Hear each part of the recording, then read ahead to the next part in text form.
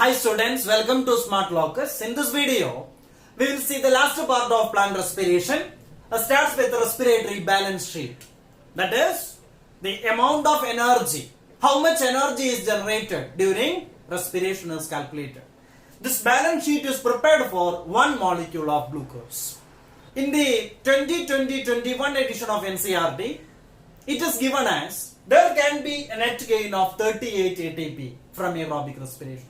Let's see how this 38 ATP are generated.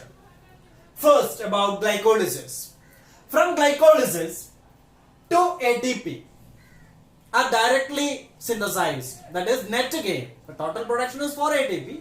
Since 2 ATP are utilized during the initial stages, net gain through substrate level phosphorylation is only 2.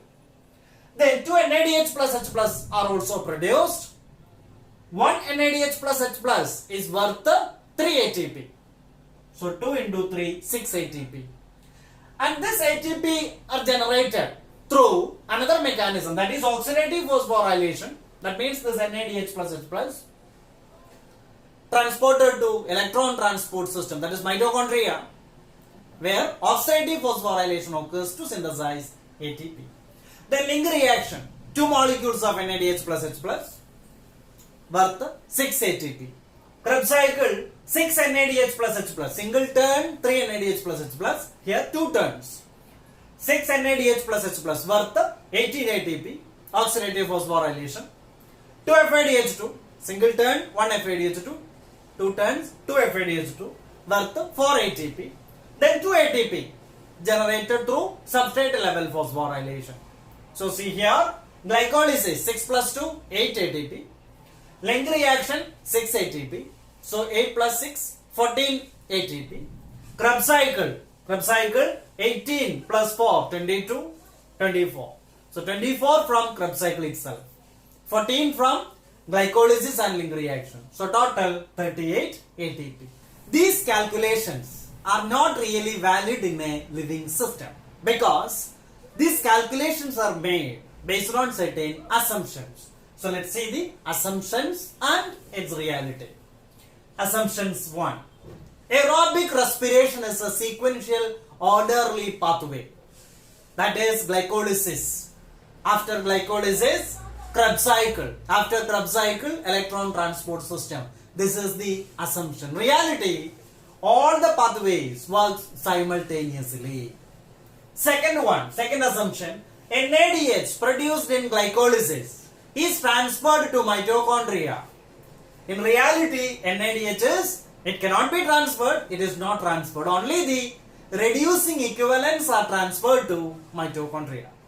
Then third one, none of the respiratory intermediates are used for the synthesis of any other compounds. This is the assumption. In reality, substrates can be withdrawn from the respiratory pathway as and when necessary. For example, if our body needs fat, then PGAL, phosphoglyceraldehyde, similarly acetyl coenzyme A can be withdrawn from the respiratory pathway. Acetyl coenzyme A will be converted to produce fatty acid. PGAL will be converted to produce glycerol. Then fourth one, glucose is the only substrate being respired. That is the assumption. Reality, other substrate, protein, fat can also enter into respiratory pathway. Now let's compare fermentation, that is anaerobic respiration and aerobic respiration. Fermentation involves partial breakdown of glucose, respiratory substrate, whereas in aerobic respiration, complete breakdown of glucose into carbon dioxide and water takes place. The second point is, in fermentation, the net gain is only 2 ATP, whereas in aerobic respiration, the net gain is 38 ATP. Then third point, the oxidation of NADH is a slow process in fermentation, but the reaction is very vigorous in aerobic respiration. Respiratory pathway is better called as amphibolic pathway because it involves both anabolism and catabolism. Both anabolism and catabolism takes place simultaneously. That is why it is called as amphibolic pathway. Glucose is the most favored substrate for respiration. Other respiratory substrate like fat and protein can also enter into respiratory pathway. Let's see how this substrates enters. Protein digesting enzymes, proteases, hydrolyzes protein into amino acids. Then after deamination, depending on the structure, these amino acids can be either converted into pyruvate or acetyl coenzyme A, or it directly enters into stages in the Krebs cycle. Similarly, fat, glycerol will be converted into DHAP, which will then converted into PGAL and enters into the pathway. Fatty acid will be converted into acetyl coenzyme A, which also enters into the pathway. Respiratory quotient. It is the ratio of the volume of carbon dioxide evolved to the volume of oxygen consumed. By calculating RQ, the nature of respiratory substrate can be identified. RQ of carbohydrate is 1. RQ of protein 0.9. RQ of fat 0.7. Example cited in NCERT, that is tripalmitin. And remember, in living organisms, respiratory substrates are often more than 1.